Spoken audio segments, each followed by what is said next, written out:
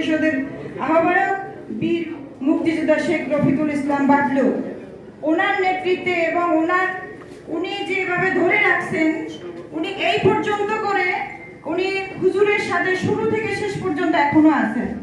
আসলে ওনার কাছ থেকে আমাদের অনেক কিছু শেখা। আসলে আমাদের অনেক অহংকার, কেননা যে আমরা এরকম একটা আমাদের নেতা পেয়েছি।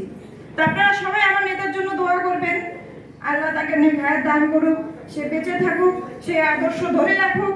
আমরা চেষ্টা করব তার আদর্শ ধরে আমরা ঠিকভাবে রাজনীতি করার জন্য। এবং যারা আজকে যোগদান করেছেন, এর আগেও যারা এসেছেন, আমরা সবাই ঐক্যবদ্ধ হয়ে একই সাথে কাজ করতে চাই। আমরা সব কিছু মেনে নিয়ে আমরা বর্তমান রাজনীতির পরিস্থিতি দেখে আমরা সামনের দিনগুলো আমাদের জন্য, আমাদের বাচ্চাদের জন্য আমরা ভালো কিছু করতে চাই। আশা করি আমি আপনাদের কাছ থেকে এতটুকুই আমার আসলে চাওয়া যে আমরা সুন্দরভাবে রাজনীতি করতে চাই। সবাইকে